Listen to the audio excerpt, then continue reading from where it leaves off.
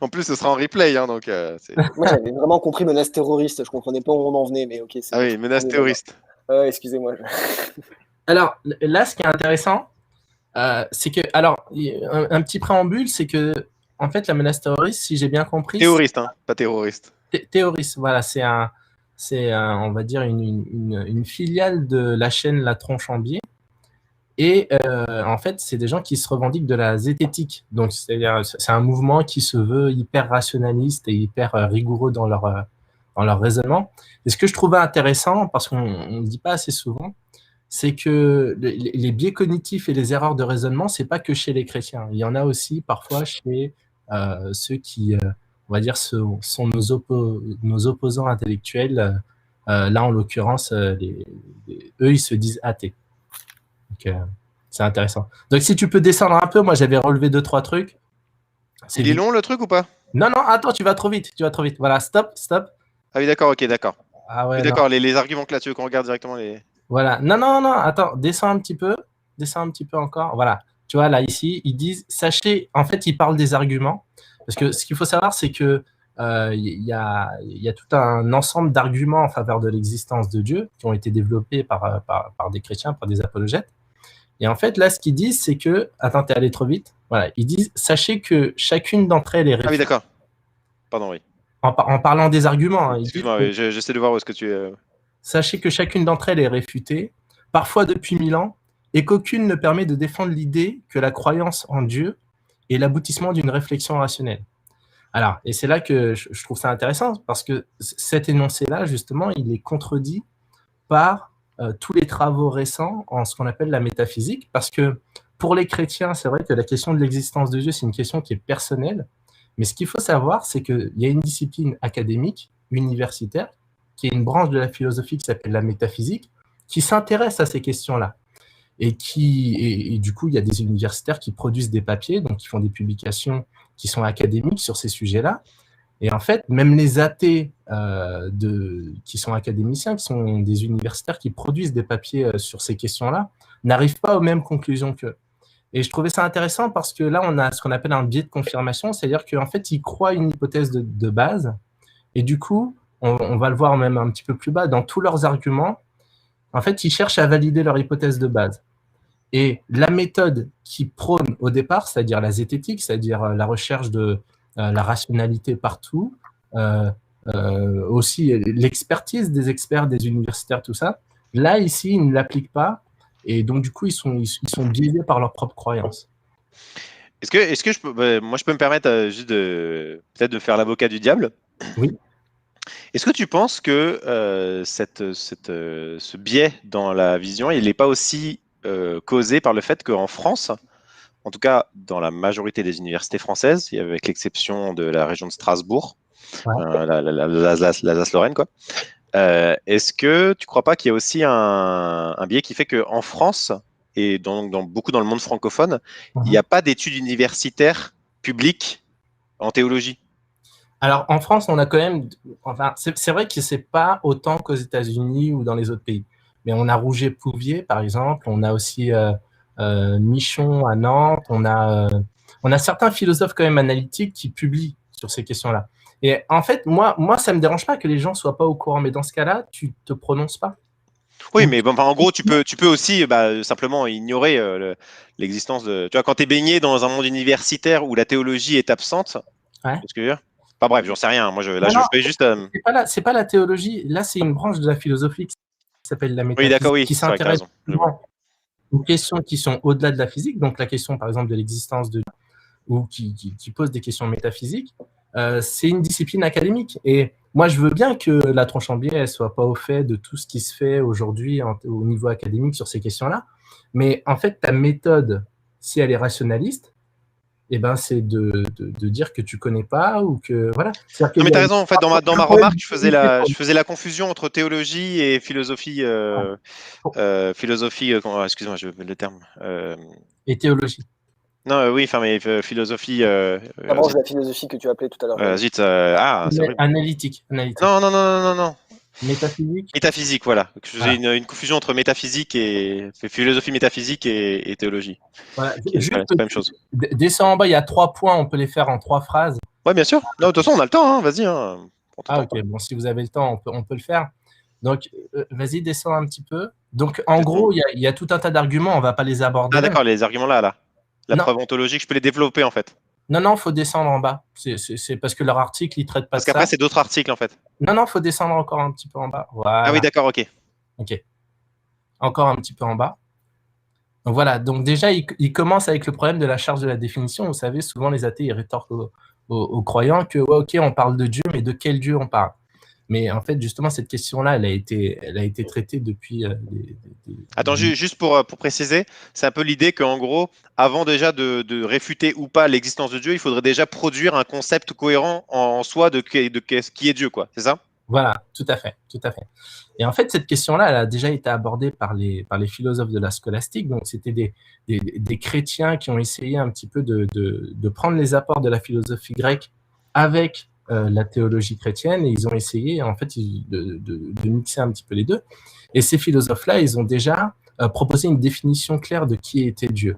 Et c'est ce qu'on appelle la théologie de l'être parfait de saint Anselme, où il décrit Dieu comme un être parfait. C'est-à-dire que c'est un être qui est omnipotent, qui est omniscient, qui a tout un tas de caractéristiques. Mais ça, c'est connu donc du coup depuis avant le Moyen-Âge.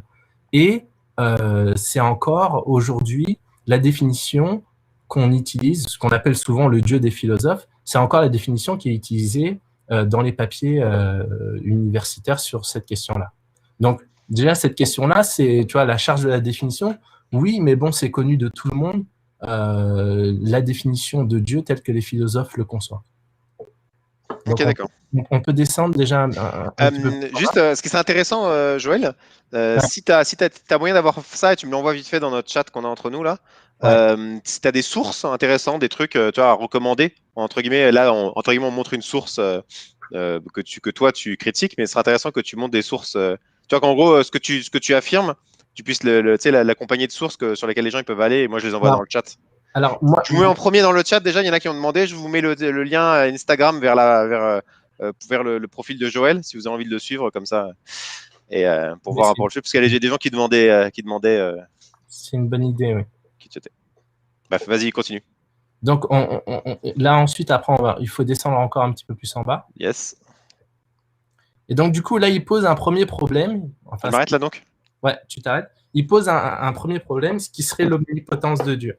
Et ils mettent en évidence qu'un Dieu omnipotent, c'est une idée qui est contradictoire. D'accord? Et ils prennent l'idée de, est-ce que ça serait possible pour un Dieu qui est omnipotent de créer une pierre qui soit si lourde qu'il ne puisse pas la porter?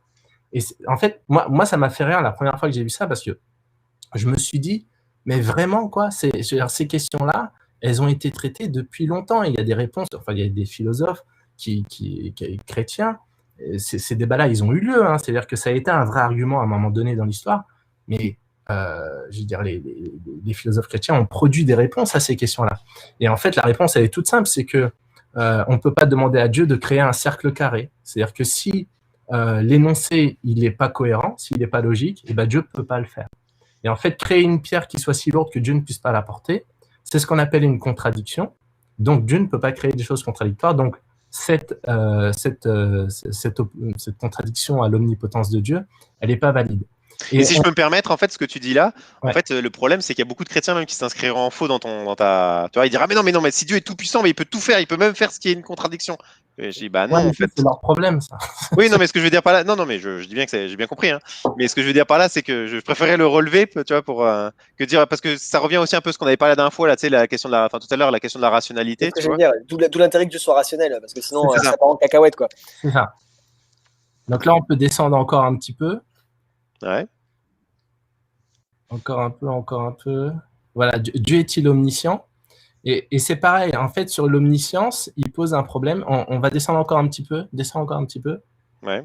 Voilà, tu vois, au moment où ils disent, et comme il est tout-puissant, il nous a forcément façonné dans ce but. Tu vois, il y a un petit peu en bas, là. Ouais. Voilà. Faudrait peut-être lire, parce que je comprends pas là. Je vois pas. Ok, bah je vais lire alors. Mais l'omnipotence n'ayant pas besoin qu'on la réfute davantage, intéressons-nous aux autres conséquences de l'omniscience. Si Dieu est omniscient, il ne peut être surpris, impressionné, infléchi, courroucé ou attendri par rien, car il sait exactement tout ce que nous allons faire. Et comme il est tout-puissant, il nous a forcément façonnés dans ce but. Et là, cette phrase-là, tu vois, et comme il est tout-puissant, il nous a forcément façonnés dans le but, ça, c'est ce qu'on appelle un sophisme. Pourquoi? Parce que c'est pas parce que tu es tout-puissant que tu vas façonner quelqu'un dans tel ou tel but. En gros, c'est pas parce que je peux tuer quelqu'un que je vais le faire, tu vois. En gros, ils mettent en avant l'omnipotence de Dieu, donc sa capacité à tout faire, et le fait qu'il le fasse. Mais il n'y a aucun lien entre les deux.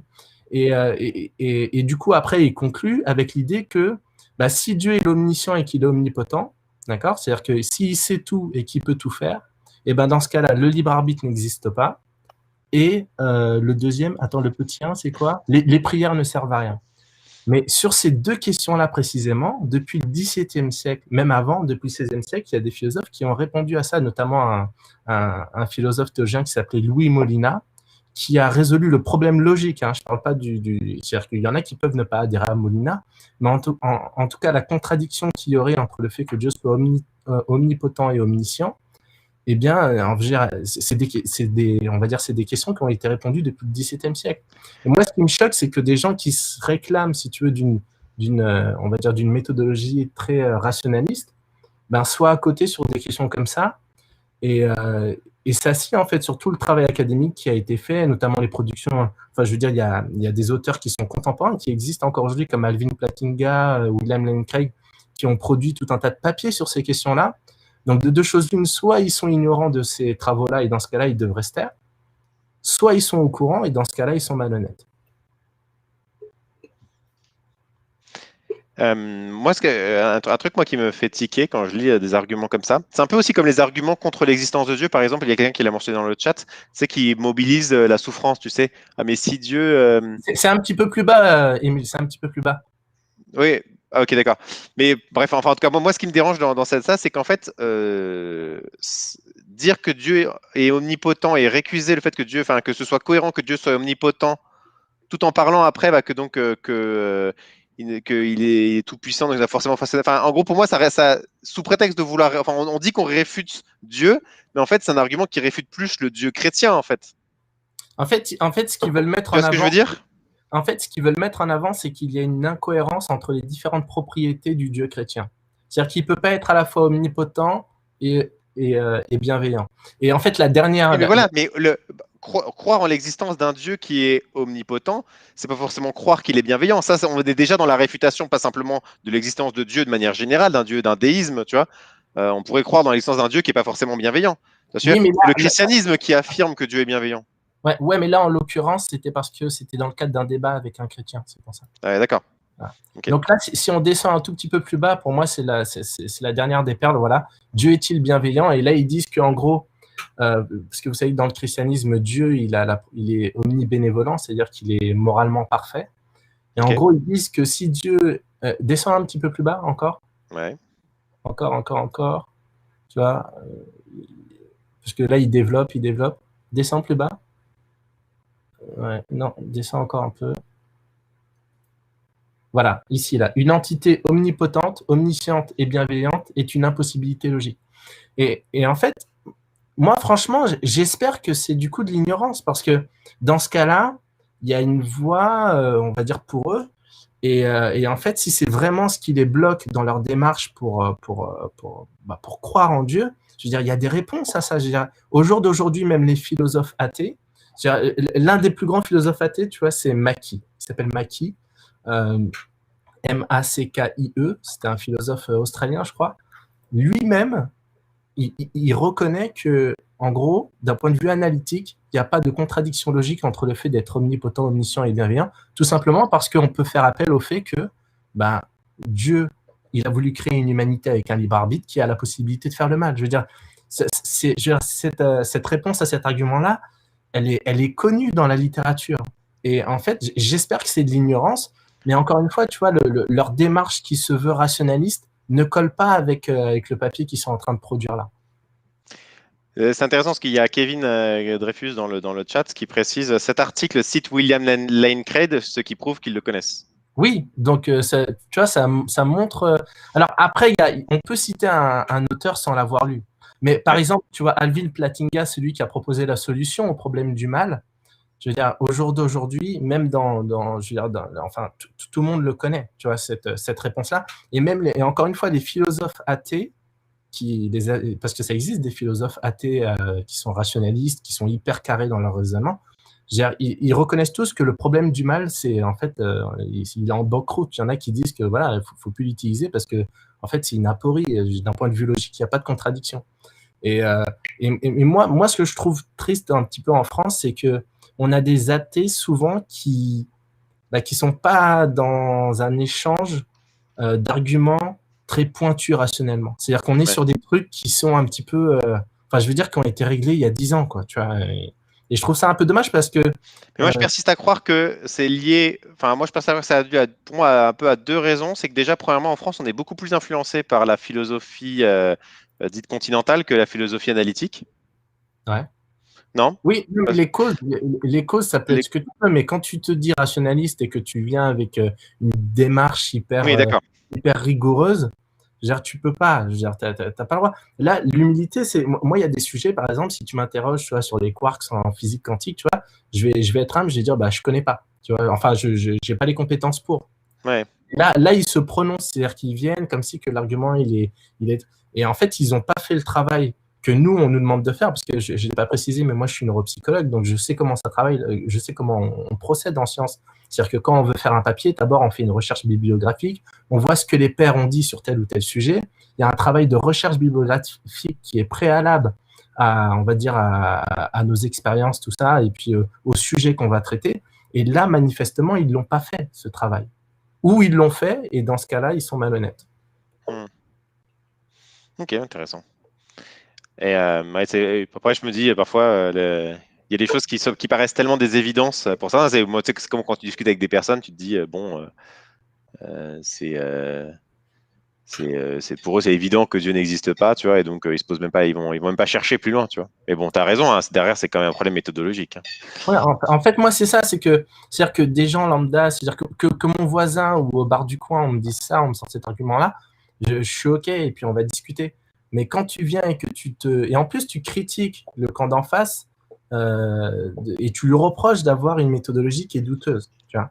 C'est-à-dire que tu peux, pour moi, c'est très problématique, tu vois. Tu peux pas venir et dire, ouais, l'autre en face, méthodologiquement, il est pas fiable, alors que toi-même, dans la manière dont tu traites le sujet, tu n'es pas si rigoureux que ça, tu ne connais pas du tout ce qui se fait en termes au niveau académique sur le sujet, ça me pose quand même problème. Tu avais vu le live, parce que je crois que le gars de la tronche en biais avait débattu avec Alexis Masson. Ouais. La chaîne de la philo. Je pense que d'ailleurs c'est suite à ce débat-là, hein, si j'ai bien lu au début, au de l'article. C'était préalable. Moi, je serais curieux de.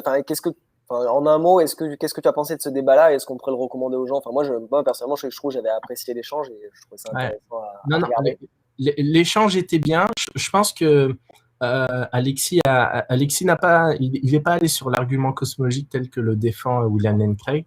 Il est parti sur ce qu'on appelle l'argument de la contingence de Leibniz.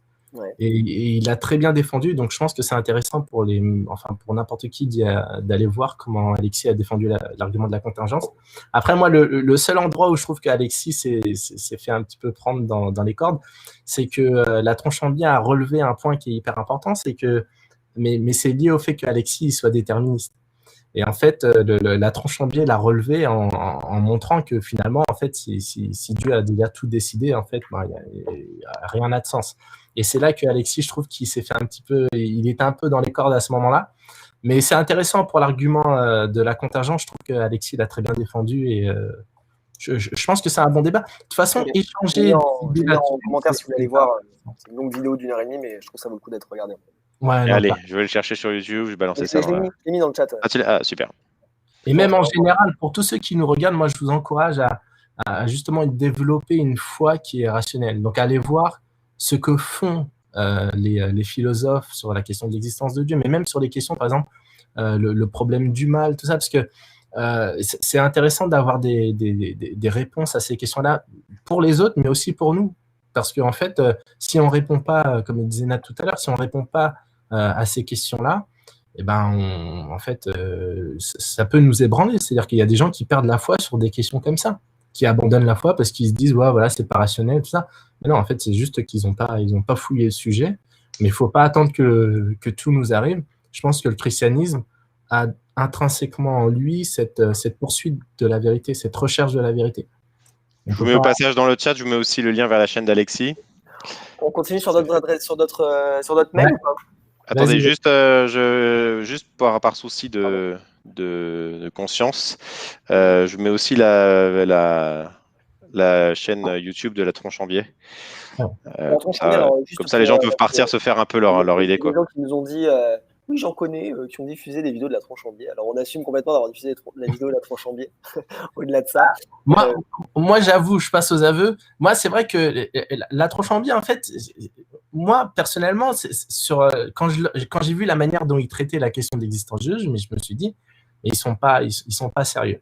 Alors, moi, je pense que c'est des gens qui sont plutôt sérieux, mais ils sont biaisés. En fait, les biais qu'ils dénoncent dans leurs vidéos, en fait, ils s'appliquent à eux aussi. Je pense que sur la question de l'existence de Dieu, ils ont une hypothèse de base qui est que Dieu n'existe pas. Et donc, du coup, c'est vrai qu'ils ont accepté, et ils acceptent, je pense, un petit peu trop rapidement, tous les arguments superficiels qui viennent confirmer leur croyance de base. Après, c'est vrai que du coup, hier, Nat m'a envoyé d'autres vidéos. Bon, j'ai regardé un petit peu. Bon, en général, ça paraît quand même un petit peu plus sérieux. Mais moi, c'est vrai que ça me dérange la manière dont ils ont traité la question de l'existence de Dieu. Après, plus globalement, en gros, moi aussi, ce que je voulais juste souligner, moi, j'avoue, j'ai pas le niveau philosophique pour aller aussi loin, donc c'est cool d'avoir la critique. Mais globalement, la Tronche en biais, alors au-delà de l'aspect, on va dire, purement théologique, la Tronche en biais, moi, font partie quand même des vidéos, moi, qui m'ont amené personnellement, alors pas que lui, hein, mais entre autres, en tout cas, à pousser le raisonnement, c'est-à-dire à avoir des raisonnements un peu plus logiques, etc. Et je trouve, même pour lire l'actualité, pour avoir un esprit critique, même dans ma vie chrétienne, hein, je pense qu'ils dégagent quand même globalement beaucoup de bons principes. Après, ça ne veut pas dire qu'ils ont raison sur tout, hein, mais en tout cas, moi, personnellement... en fait, c'est comme ce que disait, je trouve, Joël, était bien résumé, quoi. C'est que les outils qui communiquent dans leurs vidéos, il faut aussi les appliquer à eux, quoi. Oui, c'est ça. Moi, j'ai pas le problème à dire qu'ils sont imparfaits, tu vois, sur certains sujets, mais globalement, je trouve qu'il y a quand même des choses qui font très bien, quoi. Bon, allez, je sonde le